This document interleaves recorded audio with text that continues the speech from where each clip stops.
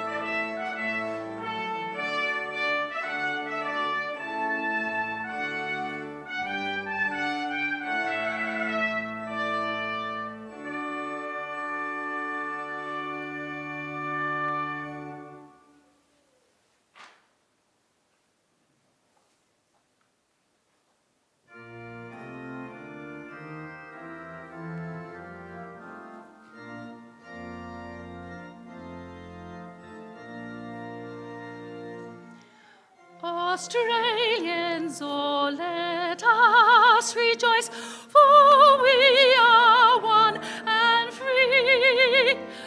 With golden soil and a well for toil, our home is girt by sea. Our land abounds in nature's gifts of beauty, rich and rare. In history's page, let every stage advance Australia fair. In joyful strains, then let us sing, advance Australia fair.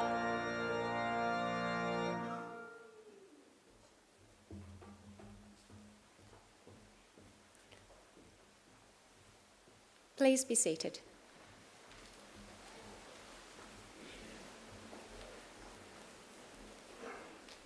Distinguished guests, I would like to invite Uncle Chris Tobin, representative of the Darug people, to offer the traditional welcome to country.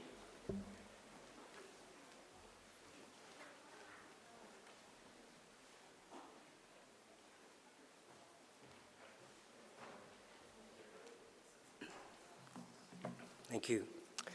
Budri Mulinawul, everyone. Good morning. And Nalawa, welcome to the lands of the Wallamedigal.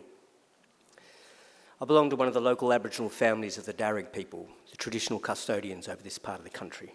I wish to firstly pay my respects to the country and its people, and to thank the university for their acknowledgement of us and the invitation to welcome you here today.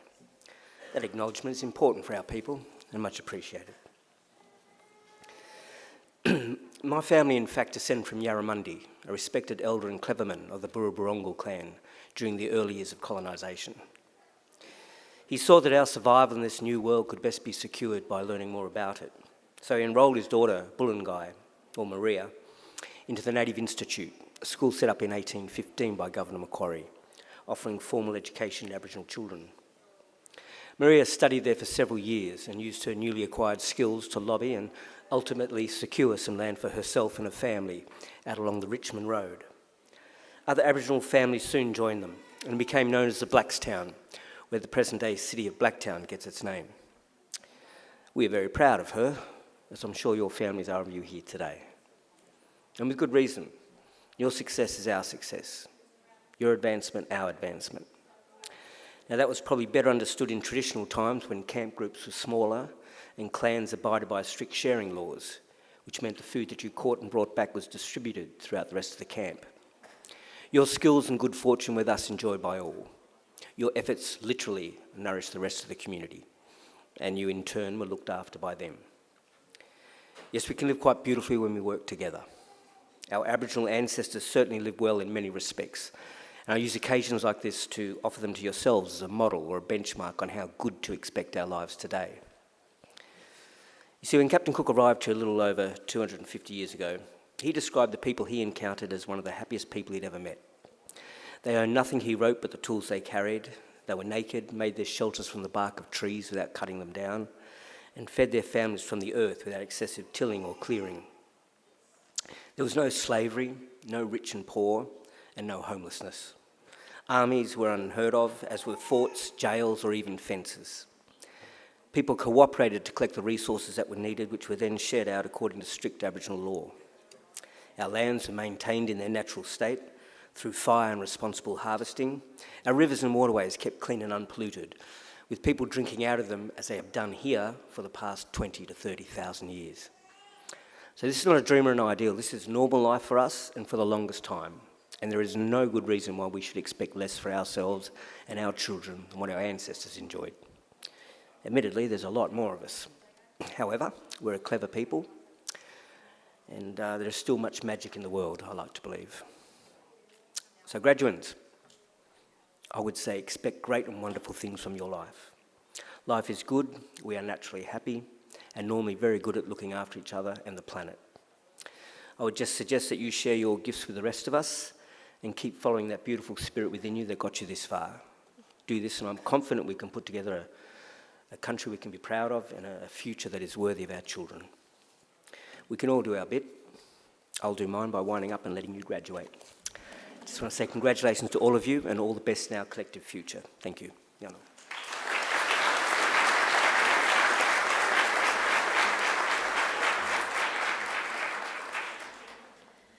I am pleased to introduce the Deputy Vice-Chancellor, Research of Macquarie University, Professor Saki Pretorius.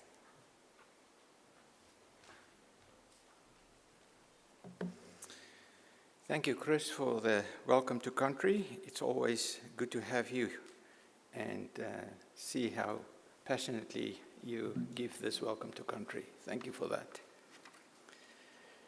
Colleagues, guests, families and friends of our graduates, and most importantly, our graduates, it is my distinct honor and pleasure to welcome you here today.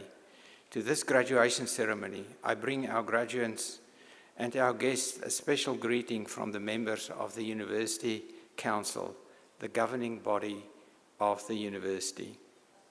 I hope that this will be a very happy and memorable occasion that you will remember for a long time. Today, we celebrate the wonderful achievements of those of you about to graduate. Completing a degree is never easy. You need an intelligent and inquiring mind. You need determination and perseverance, and you need to make many sacrifices.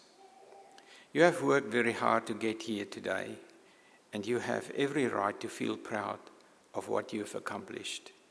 We at the university are just as proud of you, and I'm pleased to be able to congratulate each and every one of you. I also want to especially welcome the families, supporters, friends of our graduates here with us today as invited guests of our graduates. The fact that you have been invited by one of our graduates to share one of the great days of their lives is proof positive that you have been an important influence. So, to our invited guests, congratulations and thank you for celebrating this great occasion with us. In just a few minutes, it will be my very great honor to confer your degrees upon you and welcome you as lifelong members of that community of scholars we proudly call Macquarie University. It is now my great pleasure to introduce our occasional speaker, Professor Garth Nicholson. Professor Garth Nicholson is a physician and neurogenetics researcher. While training as a neurologist, he completed a PhD in protein chemistry in neuromuscular disease at Sydney University. He was awarded postgraduate research fellowships at Duke University and at the Muscular Dystrophy Laboratories, Newcastle upon Tyne. His particular interest was to apply newly discovered DNA techniques to map the genes causing hereditary diseases of the nervous system. On returning to Sydney as a neurologist at Concord Hospital, he obtained funding to establish a research laboratory. By investigating families, he mapped the genetic defects in the most common hereditary peripheral neuropathy, CMT1A, and familial forms of motor neuron disease, MND. Using these new molecular techniques, the research group was involved in finding genetic defects causing other hereditary disorders of muscle, nerve, spinal cord, and brain. This established the Concord Hospital Diagnostic and Research Laboratories as a national referral resource and stimulated the establishment of CMT patient support groups and international research consortia. The group found the cause of the most common hereditary sensory neuropathy, leading to treatment trials. The research program continues at the Neurobiology Research Laboratory at the Anzac Institute at Concord Hospital and the Motor Neuron Disease Center at Macquarie University. I now invite Professor Garth Nicholson to deliver the occasional address. Professor Nicholson.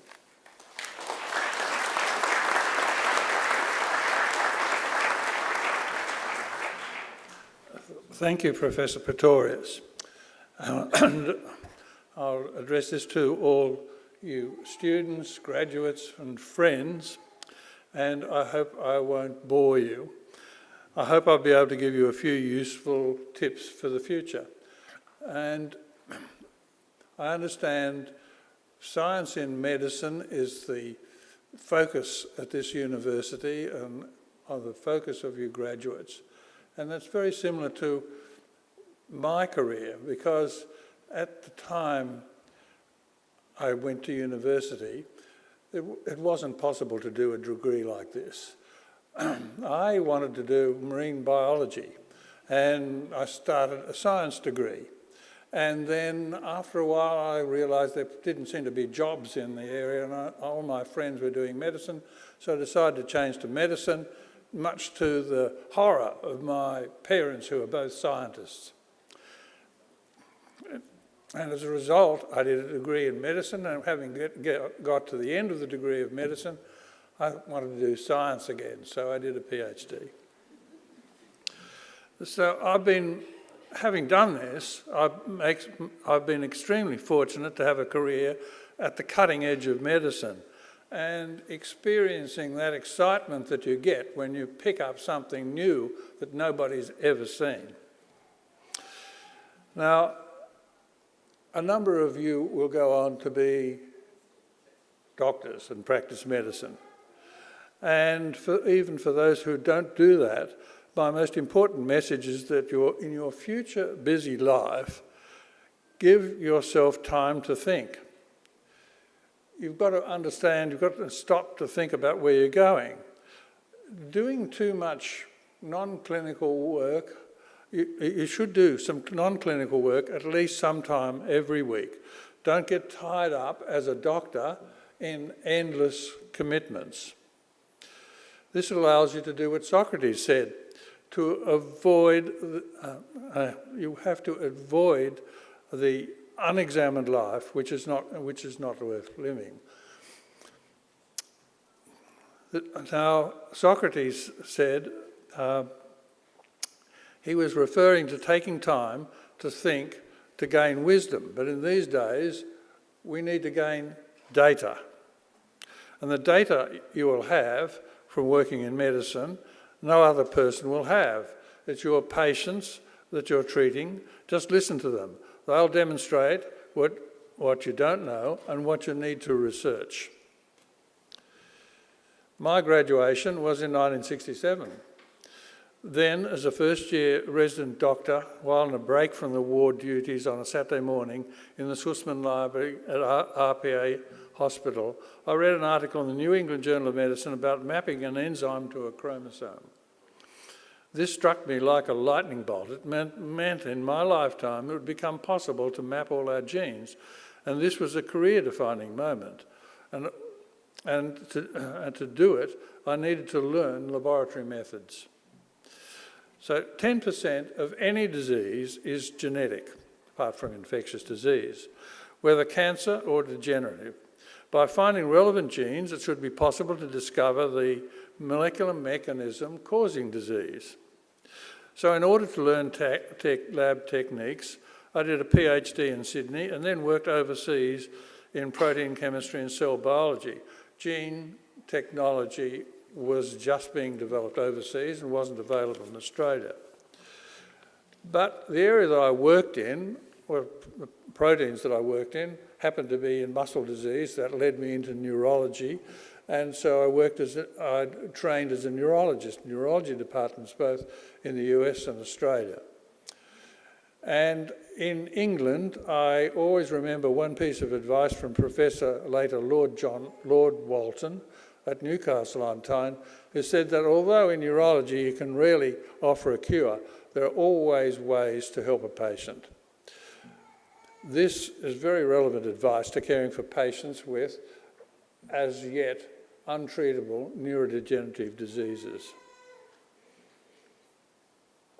When I returned to Australia, I had access to a well-documented clinical resource collected by my mentor, the late Professor James McLeod at RPA. With this resource and with funding from the USMDA, who knew we had this resource, I was able to set up a lab to study these families.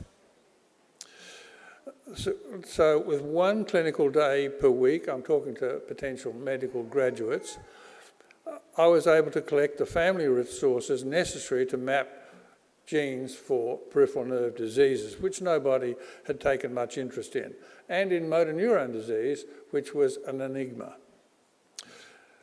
By examining families with motor neuron disease, my colleague Ian Blair, working in my lab and now at Macquarie, proved that a particular protein, TDP43, was the likely common toxic cause of the disease.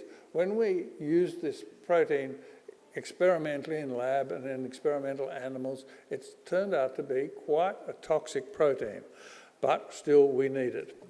We were able to show that an MND disease in Arnhem Land, Aboriginal communities, called Mercado-Joseph disease, which is a hereditary ataxia, was a genetic disease. And with help from the MJD Foundation, we set up screening efforts for a cure. And this continues at Macquarie in Angela Laird's group. So where is this gene research leading? The big unknown at the present is, surprisingly, mutations in gene coding regions only account for about half of families with a hereditary disorder. So there must be something else causing disease. So it's likely that these families must have mutations or DNA alterations that lie outside regulatory sections of genes. And therefore, if they are outside genes, which are probably regulatory regions, and regulatory regions are probably druggable. This work continues at Concord, by a group at Concord Hospital and Marina Kennison's lab. As I mentioned, my research has often been driven by ideas generated by seeing patients and their families. This is particularly where I get ideas for research. So I'll give some examples. I had a patient who was a lady from the Weavers Guild who came in with a stroke when an aphasia affecting her speech, and she couldn't name colours, but she could match pieces of wool. And this is a well-known disorder described 100 years ago called alexia without agraphia, and it's due to a particular specific damage to a set of nerve fibres. I remember a veteran who, after recovering from a cardiac operation on bypass, he walked into stationary cars and got abused. He had difficulty crossing roads because he couldn't see the cars were coming or going. But everything else was okay. I found he couldn't detect my finger going that way, but he could that way. That was a very specific defect, and this has been described as a function of a set of neurons in your occipital cortex, this has been found from monkey experiments. And I remember 3 Greek brothers who developed a rapidly progressive dementia with Parkinson's disease, who each in turn, separately, accused their wives of infidelity. We found that all had a particular mutation described in Greek families coming from the Peloponnese, and we can date this to 3,000 years ago.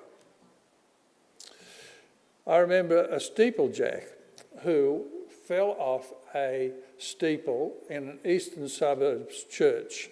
He lost his grip and fell to the ground, was admitted to Prince Henry Hospital, and he was noticed to be paralysed, but it was not from his fall. He had a paralysis from motor neuron disease. He'd migrated from Sweden to avoid a paralysis that was common in his family. And he thought there was some environmental toxin causing this. But my lab found a typical motor neuron disease DNA mutation. So he couldn't escape the mutation which was in his own DNA. Then I remember a high-functioning executive who couldn't maintain his job, eventually developed inappropriate behaviour and was jailed for them. He then developed motor neuron disease. We found he was suffering from a newly described gene mutation causing motor neuron disease and dementia. And then I have heard of 2 identical twins, one with motor neuron disease starting in the brain and one with motor neuron disease in the spinal cord. So they clearly have the same genes and they have the same disease, motor neuron disease, but it looked different, and it started in 2 different areas of the CNS, and that shows that motor neuron disease seems to be a random hit in part of your nervous system, and then it spreads. This is rather like cancer. Cancers are a random hit in a set of cells. What do these stories tell us? The brain is a biological computer with specific chips and apps, and is driven by hardware controlled by genes. So how is the software that runs on our hardware programmed? Are psychiatric disorders software problems because we can't see them? Can we find a technique to investigate that? Can we understand how our own brains work, or that'll have to be understood by the AI cyborgs of the future? Which brings me back to reality and thinking about problems you will face in the future. Problems caused by loss of the Earth's temperature regulation. This will be driving the medical challenges of the future. How will you maintain your resilience in this future world? I suggest by possibly supporting your work with good social relationships and by being involved in the excitement of research. I hope you'll be able to discover something which will prevent disease so that patients will no longer need to walk in the doctor's door. And from now on, having graduated, you're going to learn from the patients that you're dealing with. Thank you.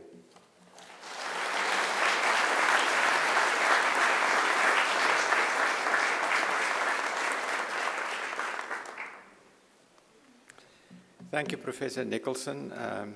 We had a conversation just before we entered this hall. It overlaps a little bit with my own interest and background, and we had DNA talk, but it sounds like a conversation that still needs to continue.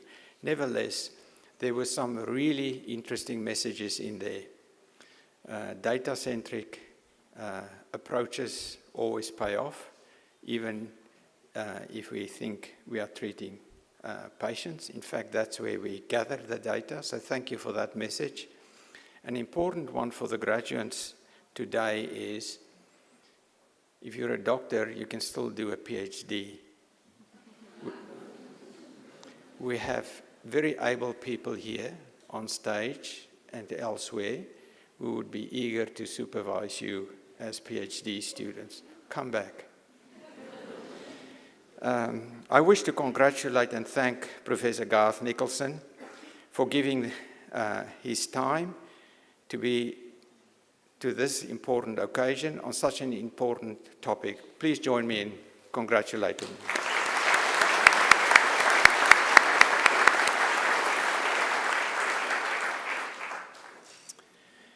As Deputy Vice-Chancellor Research of Macquarie University, I especially look forward to presiding at ceremonies such as today's and conferring degrees on those who have complied with the university's requirements for such awards.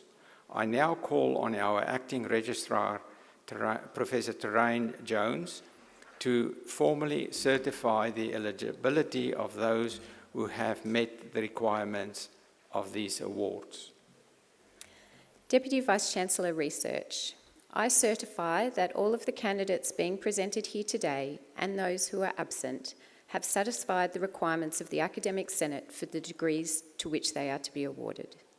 Would all candidates for admission to degrees please stand?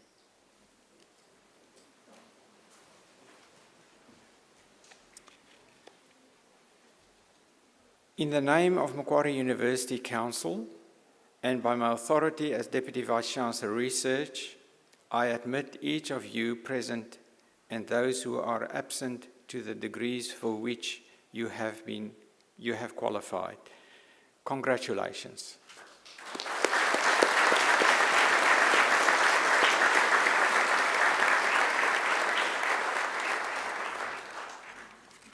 Graduates, please be seated.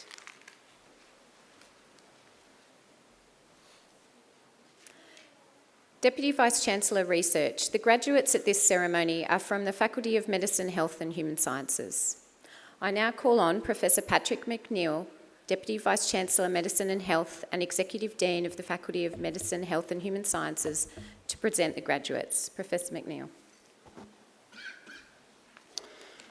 Deputy Vice-Chancellor, the graduates at this ceremony are from the Faculty of Medicine, Health and Human Sciences, which contains two schools, the Macquarie Medical School and the School of Psychological Sciences, and three departments, Health Sciences, Chiropractic and Linguistics, as well as the Research Institute, the Australian Institute of Health Innovation.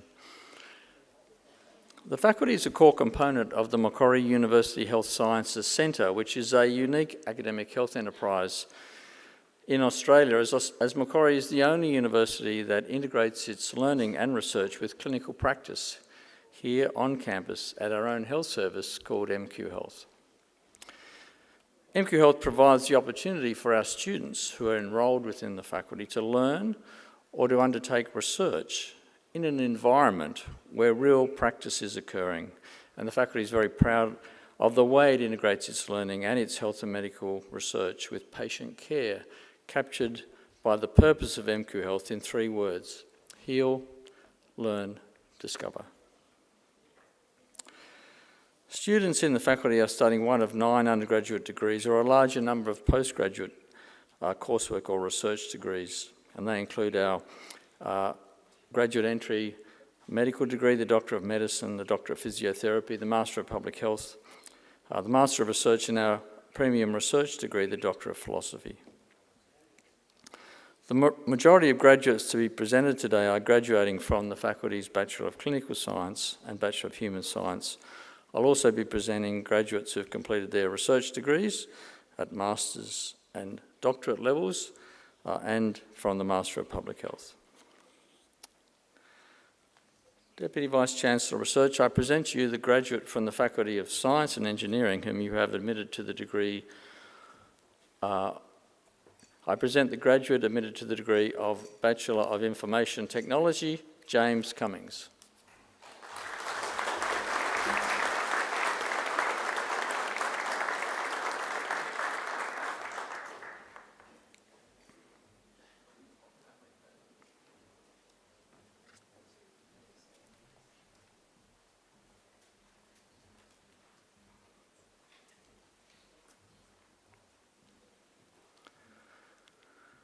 Deputy Vice-Chancellor Research, I present you the graduates from the Faculty of Medicine, Health and Human Sciences whom you've admitted to the degrees or awarded diplomas. I present graduates admitted to the degree of Bachelor of Clinical Science. Majida Alaya.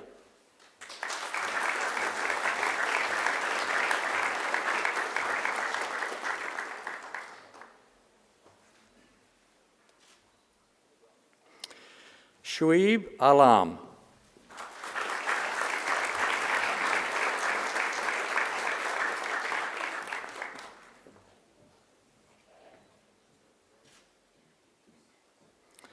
Georgia Belcastro.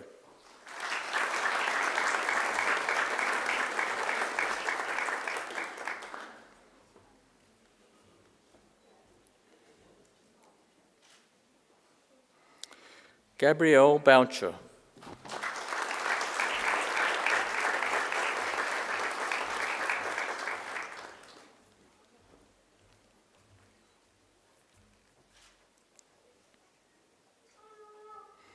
Cameron Burgess.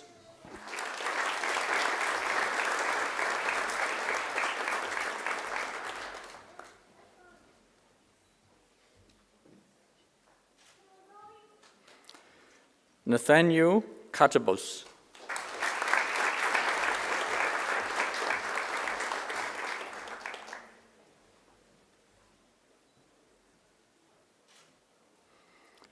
Seth Chapman.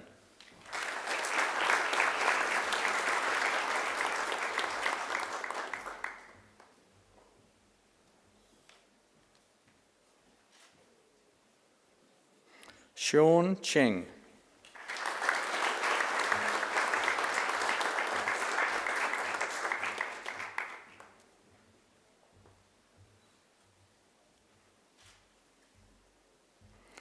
Takudzwa Chivazve.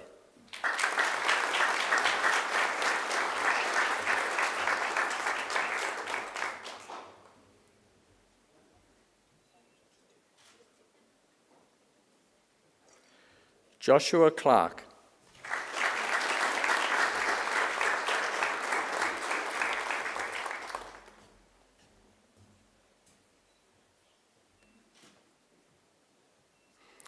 Jonathan Collins.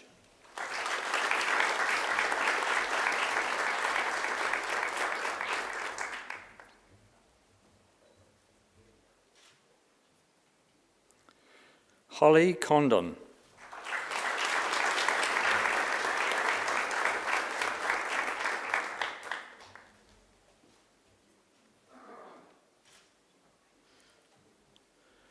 Georgia Coote.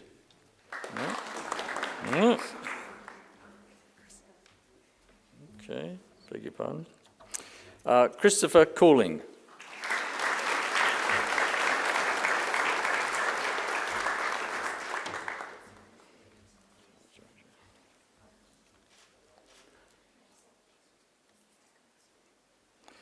Georgia Coote.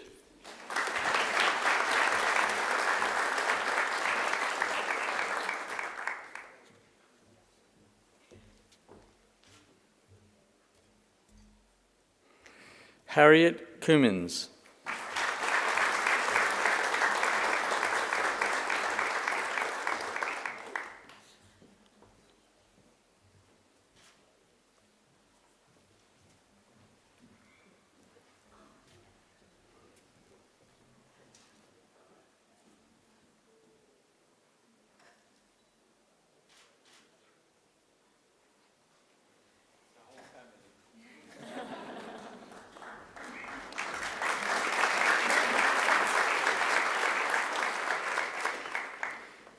Gianni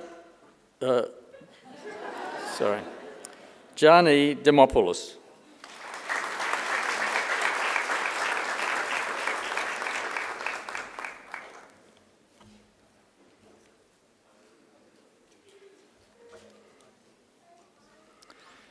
Bethany Dewhurst.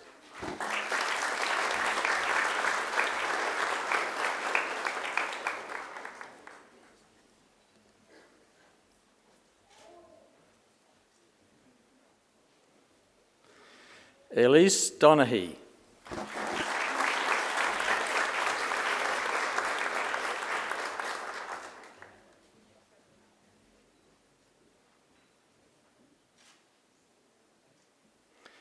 Lisa Doust.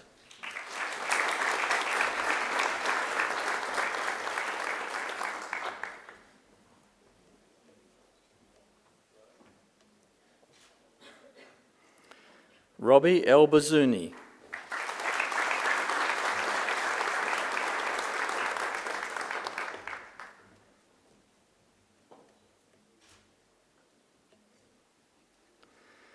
Alexandria Emerson.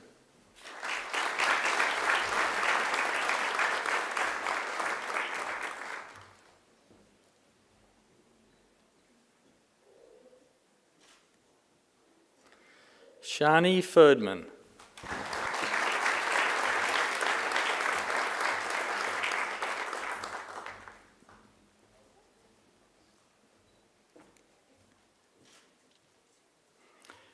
Chiara Fonti.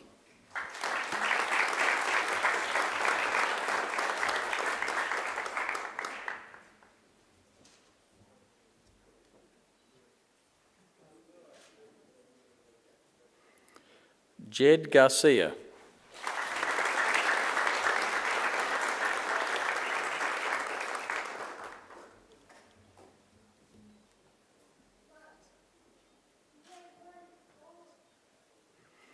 Danielle Gardner.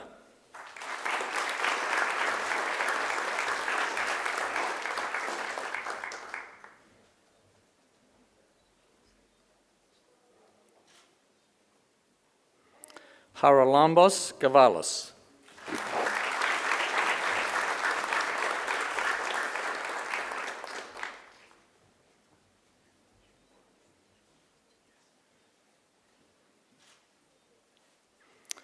Dalvinda Gurn.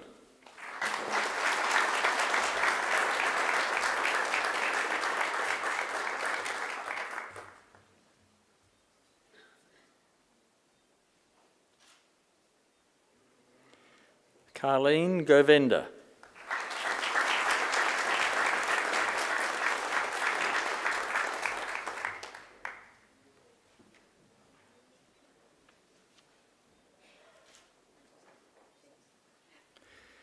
Jivaneshwari Govenda.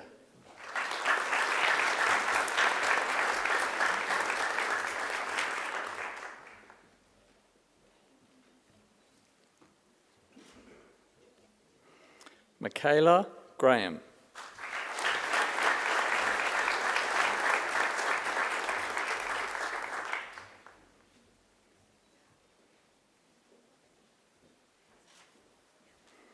Samuel Grant.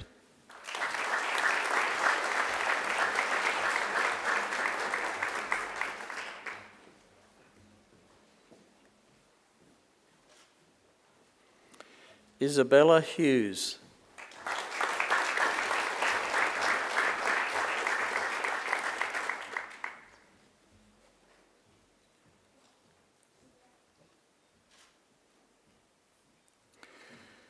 Amarasha Jamshidi.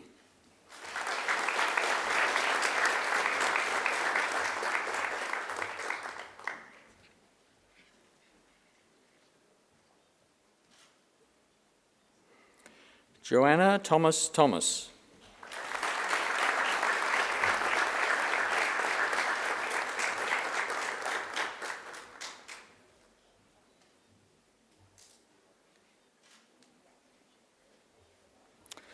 Vasha Kadiala Sashidha.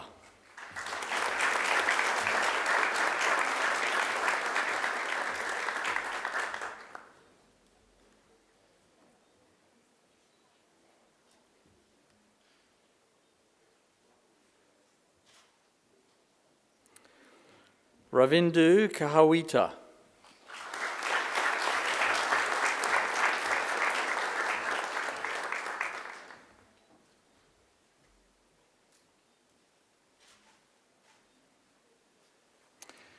Mohammed Kanan.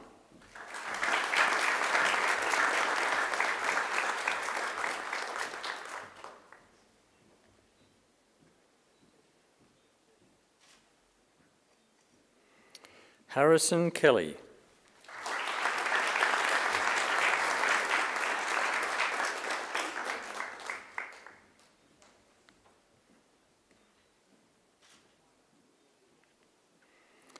Lara Kuri.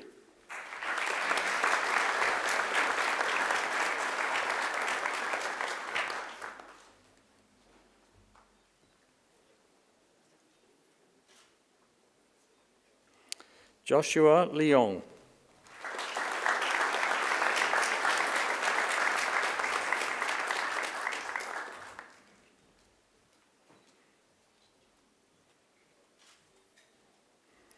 Ying Yuan Li.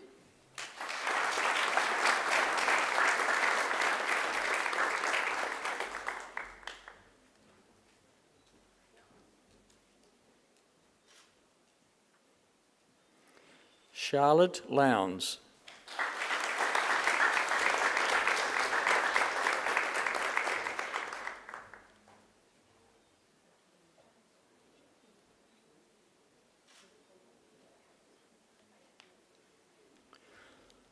Ria Manandha.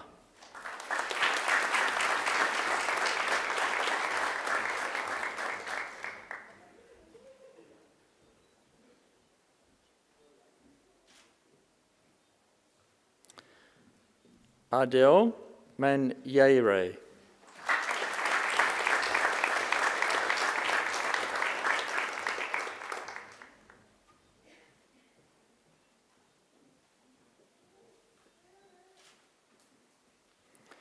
Joe Marston.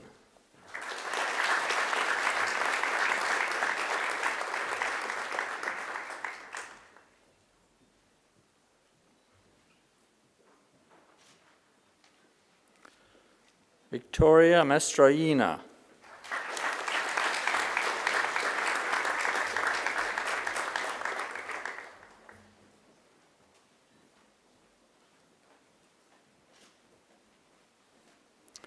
Hannah Mazogyevich.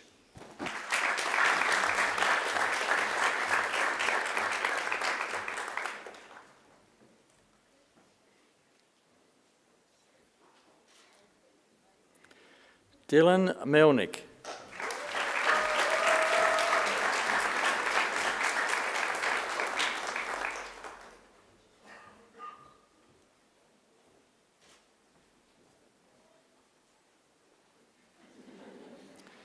Emma Masikia.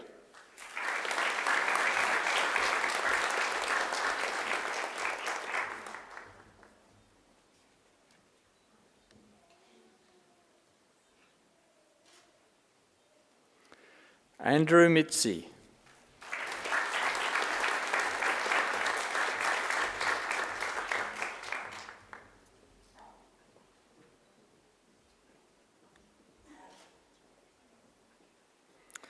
Alexandra Morgan.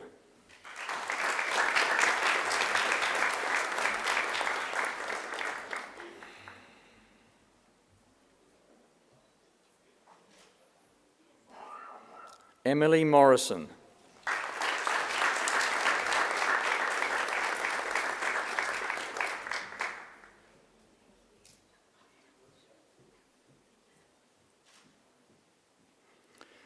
Alicia Nandigam.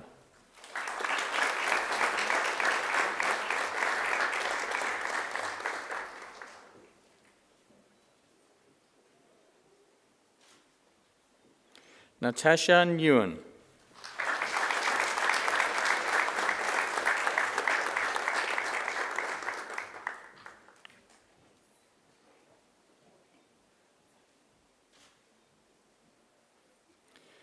Liam Nguyen.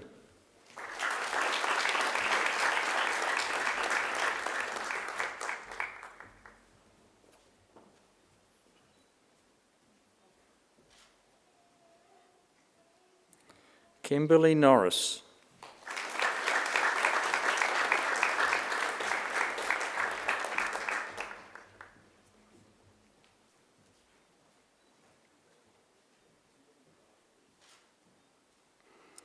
Alicia Pearson.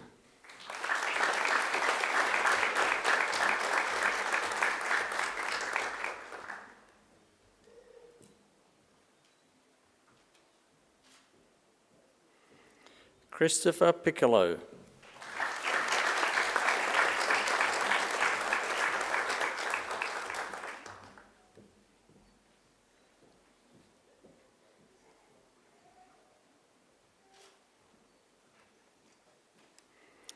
Ilhayas Pirzad.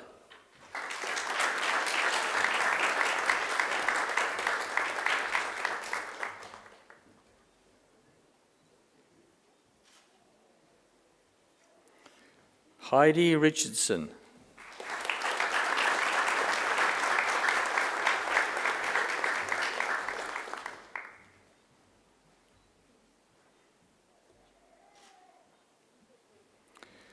Hayden Ryland Adair.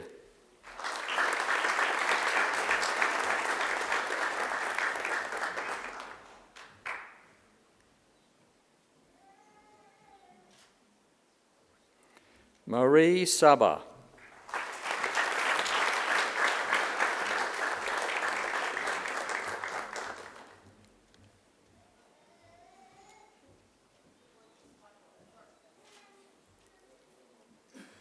Jaden Scott.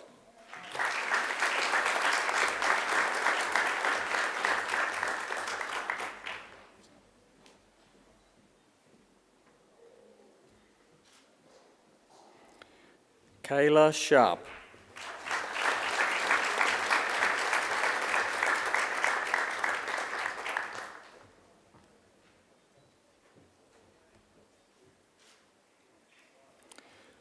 Marina Soliman.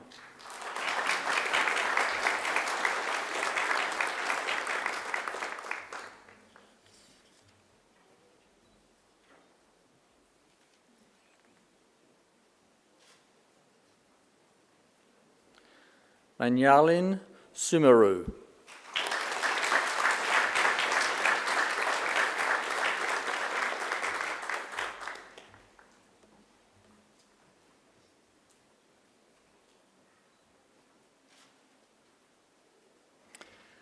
Alexander Strakal.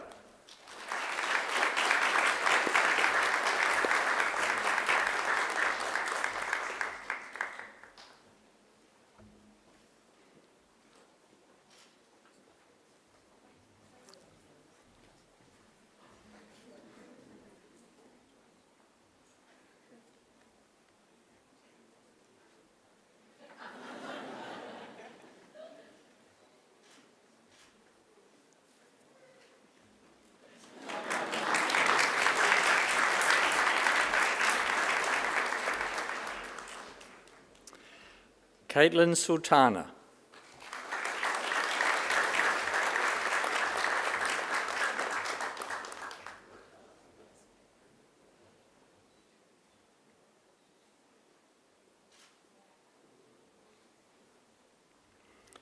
Zara Thomas.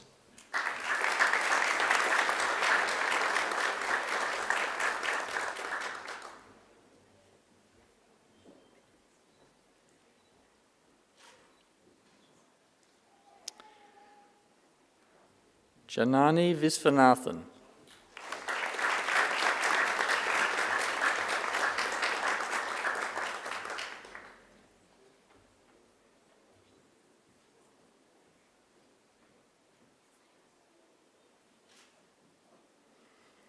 Joshua Wadeson.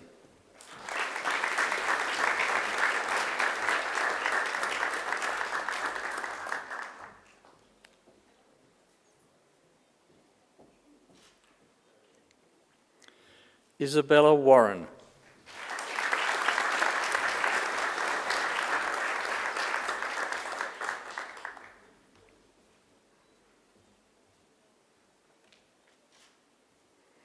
Sophia Whitbourne.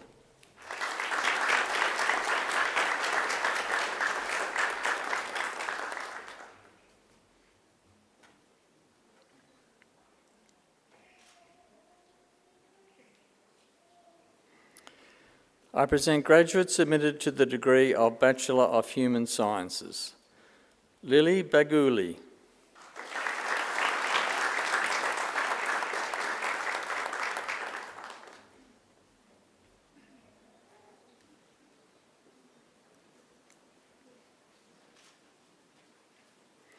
Isabella Blow.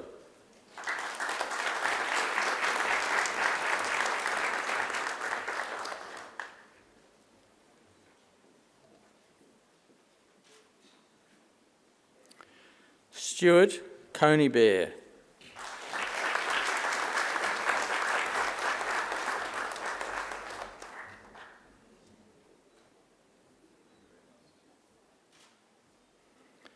Zerlee Dung.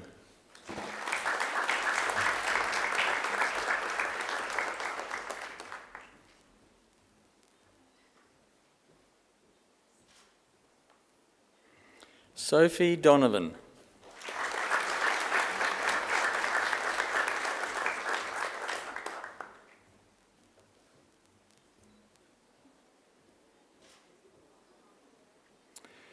Yusra El Koja.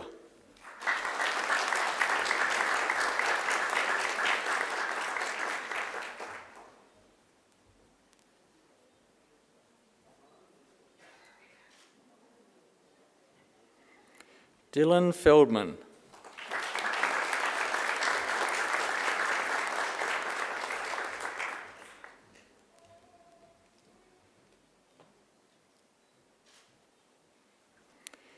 Karis Fox.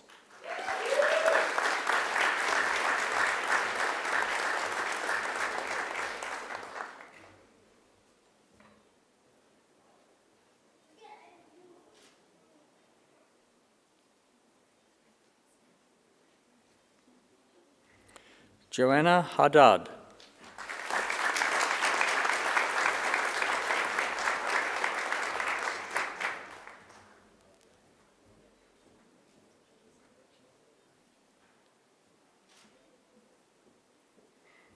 Zach Hegesey.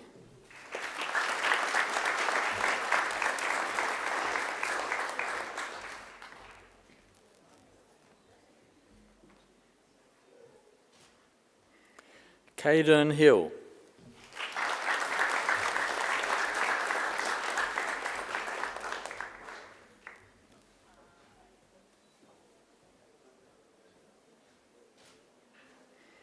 Olivia Hodgkinson.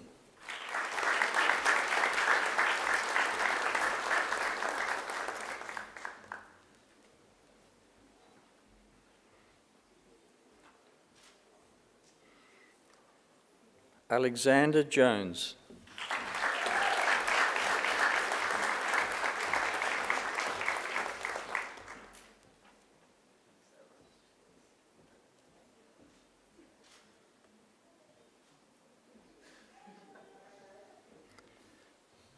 Ivana Kafajiska.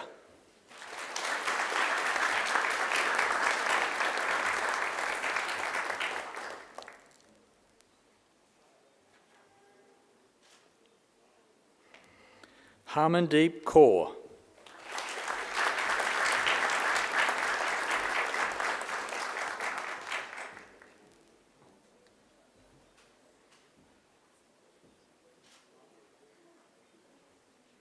Ethan Kime.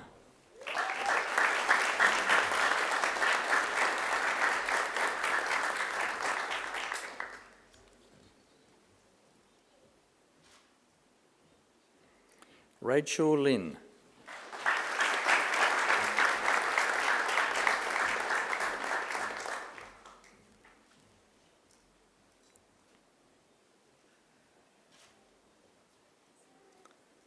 Paige Mosh.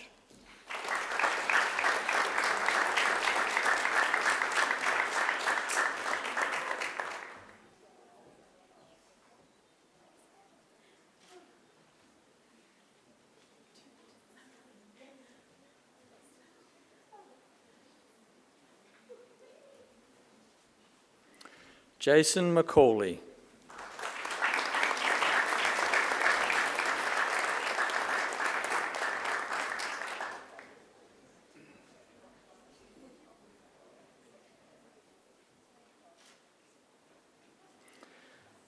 Andrew Mihail.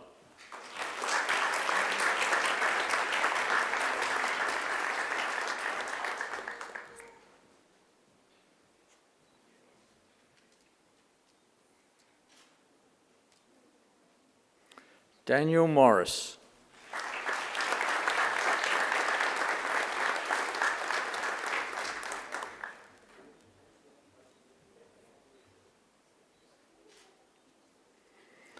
Alexandra Pirello.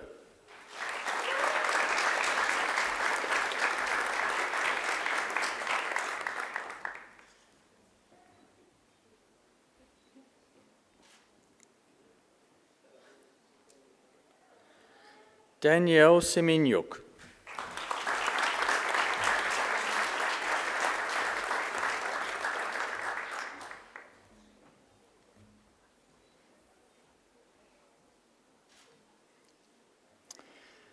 Adeline Vanya Subi Akto.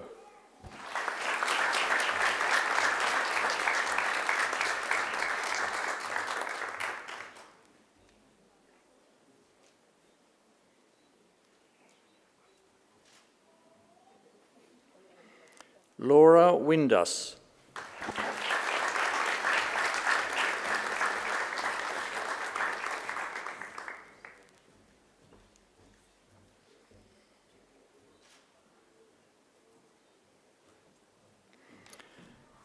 I present graduates admitted to the degree of Master of Public Health. Anika Alam.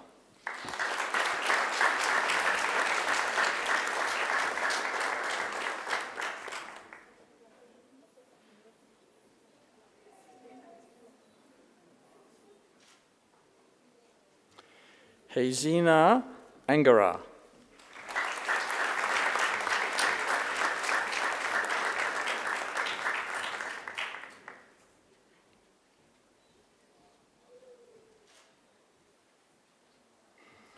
Anmol Preet Kaur.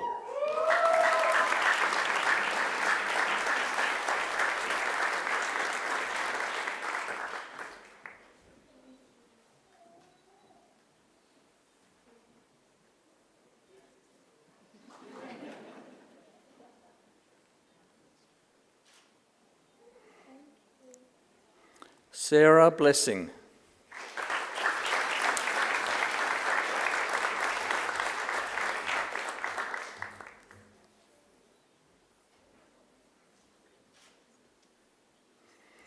Antje Erig.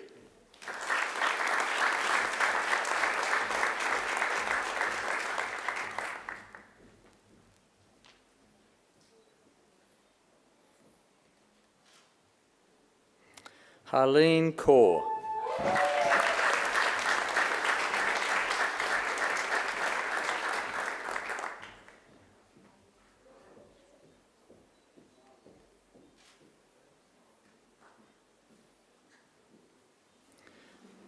Jordan Murray.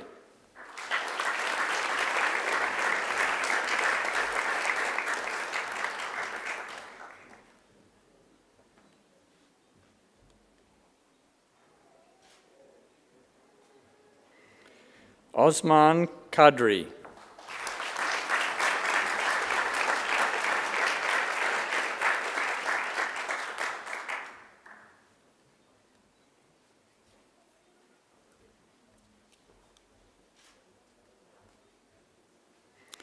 June Rern.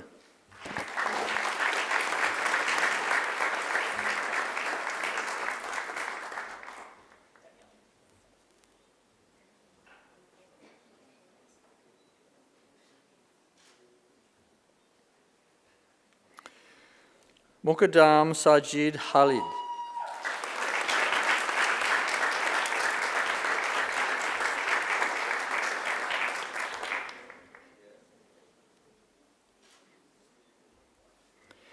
Danielle Shrestha.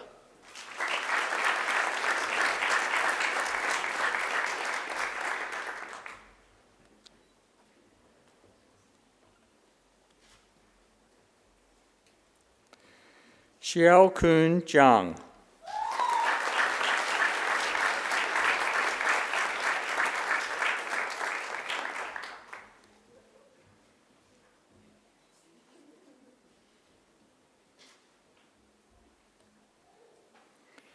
Zasia Zia.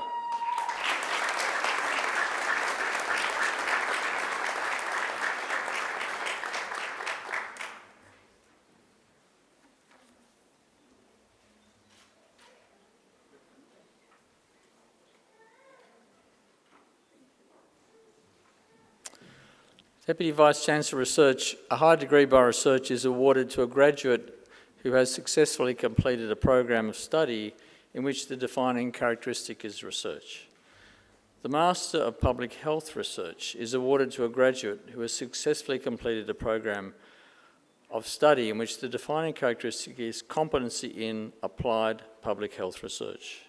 I present the graduate admitted to the degree of Master of Public Health Research, Pritam Dusgupta, for a thesis entitled Online News Topics on Face Masks in Australia during the COVID-19 Pandemic.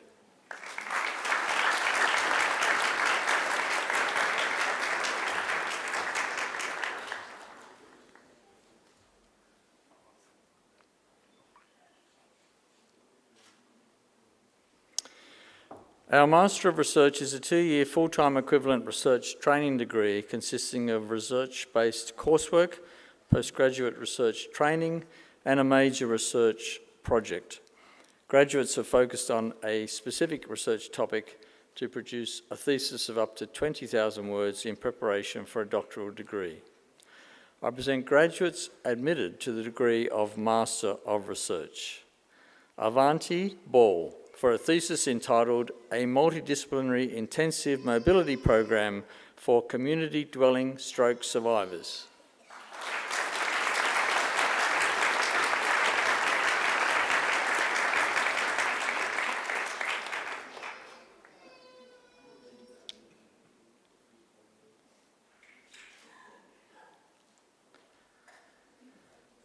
Fidehi Desai, for a thesis entitled Non-Invasive Baroreceptor Function Measurement in Humans and the Interaction with Large Artery Stiffness.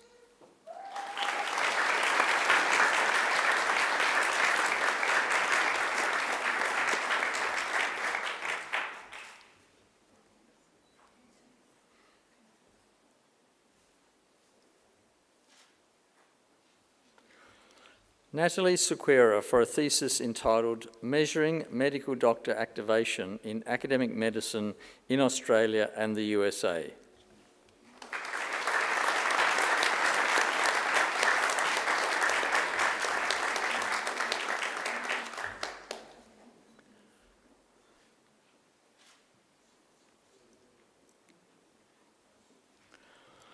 The Doctor of Philosophy is awarded to graduates who have demonstrated the capacity to conduct research independently by forming a distinct contribution to the knowledge of the subject and to afford evidence of coherence and originality shown either by the discovery of new facts or by the exercise of independent critical power.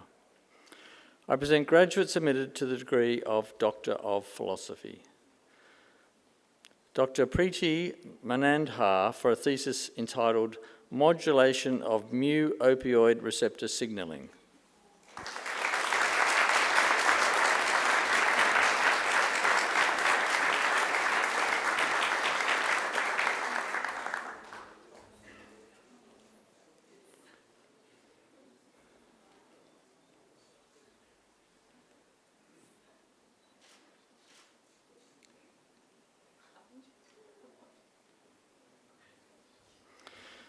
Dr. Isabel Malohi, for a thesis entitled The Effects of Phytocannabinoids and Synthetic Cannabinoids on T-type calcium channels in vitro.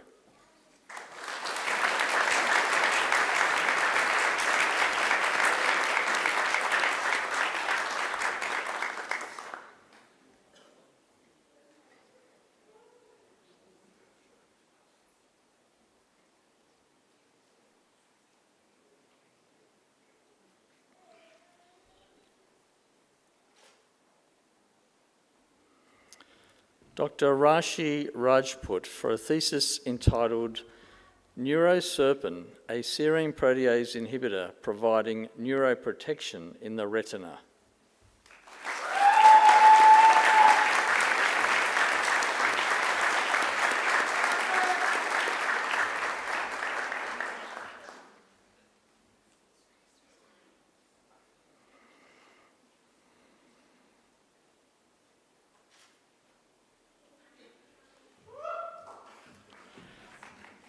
Dr. Danit Sachs for a thesis entitled Retinal, Structural and Vascular Features of Glaucoma.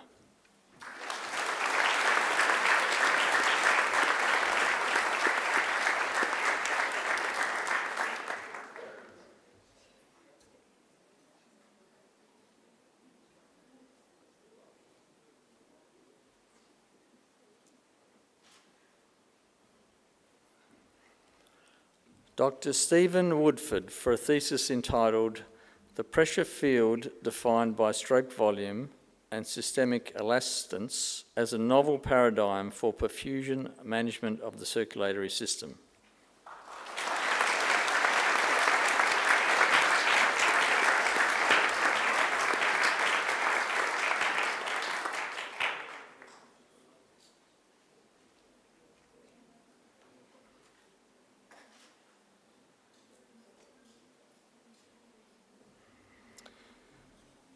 Deputy Vice-Chancellor Research, that completes this morning's presentation of the graduates from the Faculty of Medicine, Health and Human Sciences.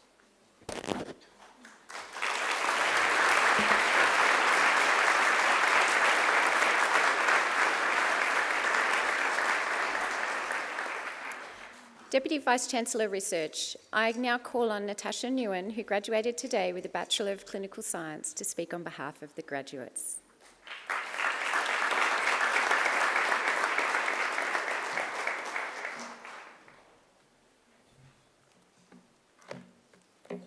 Deputy Vice-Chancellor, members of the University, fellow graduates and guests, I want to take you back in time a bit. As a board Year 10 student completing the mandatory university tours as part of our school careers program, it was the ever-present "You to the Power of Us" slogans printed on about every poster around Macquarie that drew my eyes and attention. What a catchy phrase. They must have a very good marketing team, I thought at the time.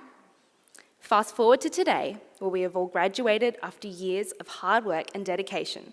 I wanted to use this time to reflect on whether our university had actually lived up to their "You to the Power of Us" slogan.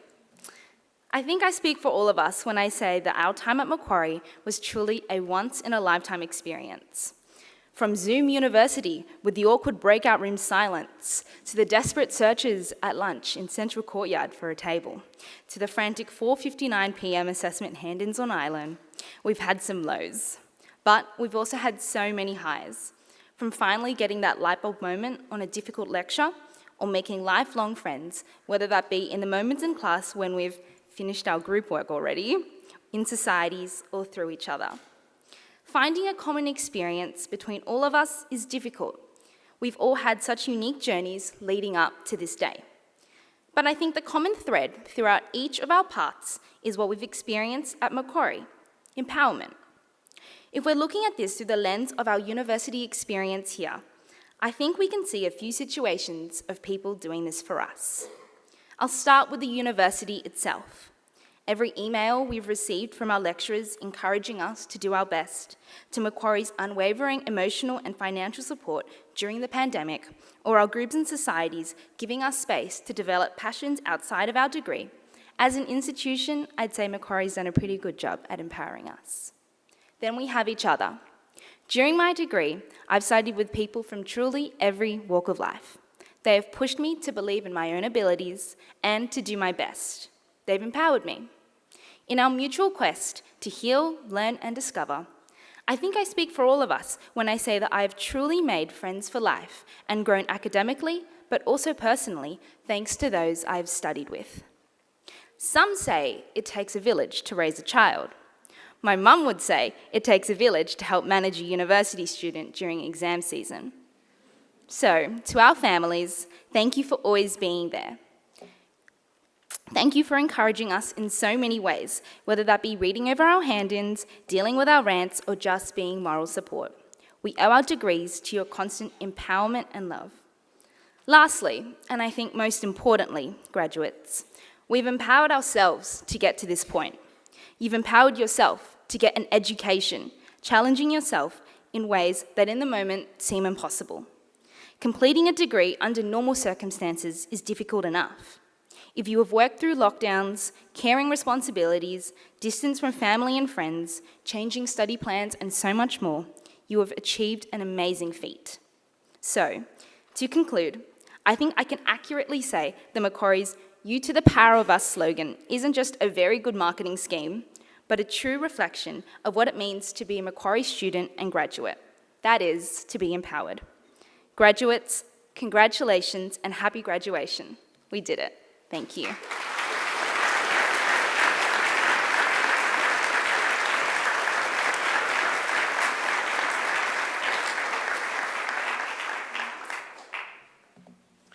Thank you, Natasha, and you to the power of us, for the next degrees that you are going to enroll for. We're waiting. We're ready for you. Thank you for that inspirational talk. And one of the things that struck me is from Zoom University to a now university where you can't find a seat at the table, is it? So thank you very, very much for that. And again, you spoke on behalf of all the graduates. Let us thank Natasha.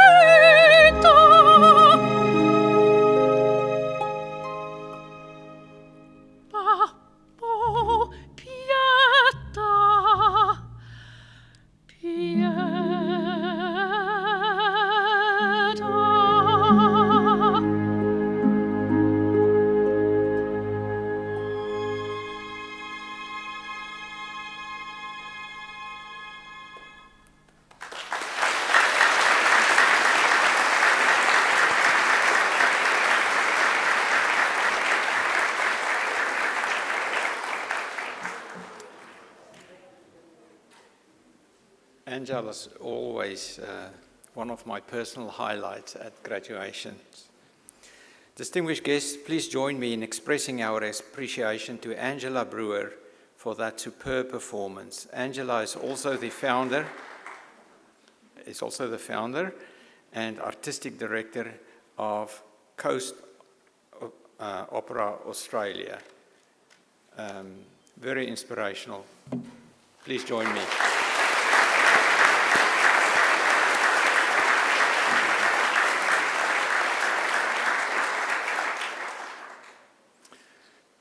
Please also join me in thanking our musicians. On the organ, Jim Forsyth.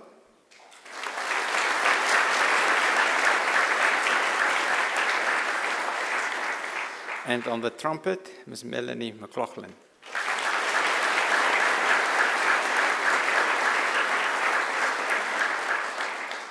I would also like to take this opportunity to acknowledge and thank the representatives from our alumni and the staff community who have come today to help you celebrate this occasion.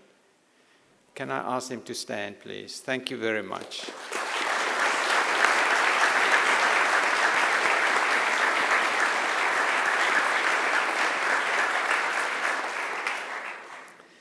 And finally, please join me in thanking our technical staff who ensure that the proceedings can be seen and heard, not just for all of you here today, but for those watching this event on live stream. So thank you very much to our technical staff.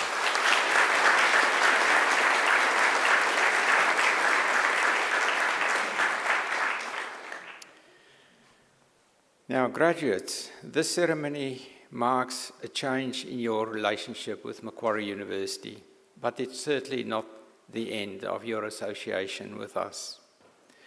From today onwards, you are now part of the bigger Macquarie family. Our alumni network, which is over 225,000 graduates strong, spanning more than 140 countries around the globe, welcomes you to the fold. This is the beginning of the rest of your lives.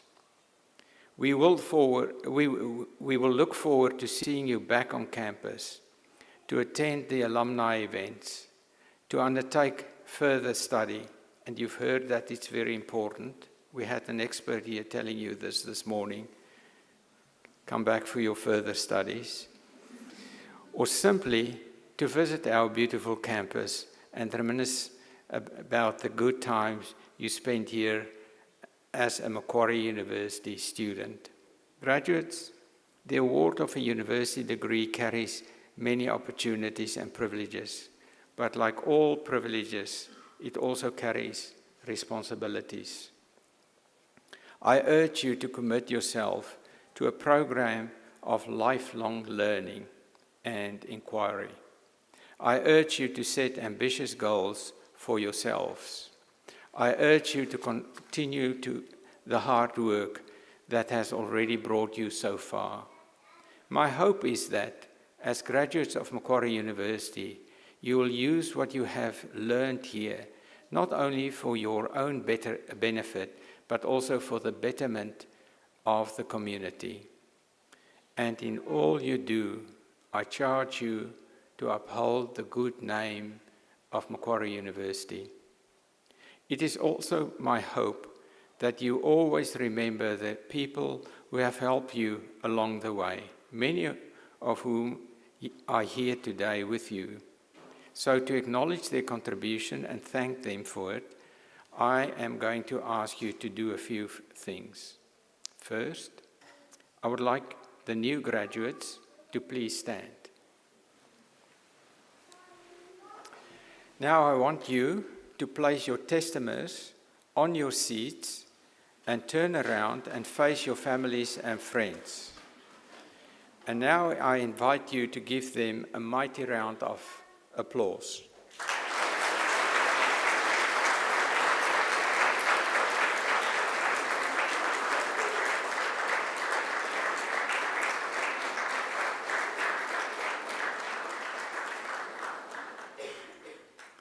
You can turn around now, but don't sit down just yet. Here on the stage here are representatives of our academic staff who have supported you throughout your journey. Please join me in thanking them.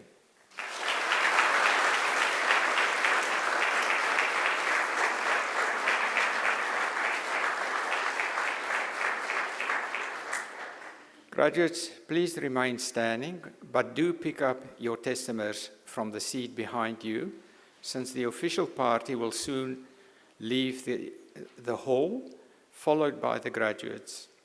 As we do, Heather Moat-Boyd will play the traditional recessional music of graduation, which has been played at ceremonies for many, many centuries. There is an age-old set of Latin lyrics, which begins as Gaudimus igitur dum sumus ivenus. In translation, this graduation exit song starts out, "Therefore, let us rejoice. We will always be young." That's my favorite phrase. We will be always young. This song speaks in a whimsical way of youth and old age at the very same time, of the brevity of life and the inevitability of death, of state and city, and happiness. Again, to the graduates of Macquarie University, my warmest congratulations on every one of you, and my very best wishes for all of your futures filled with success, satisfaction, and most importantly, happiness. Now, might I ask everyone to please stand?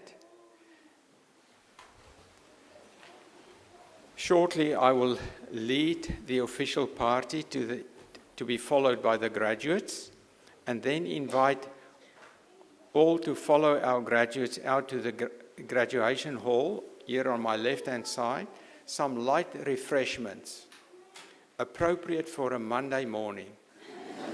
It's not Friday evening. I know you want to celebrate, but celebrate. We've arranged a beautiful day for you, just to remind you all that this campus is vibrant, it's beautiful, so please come back. In closing today's wonderful celebrations of our achievements, I say again, Gaudimus igitur, therefore let us rejoice.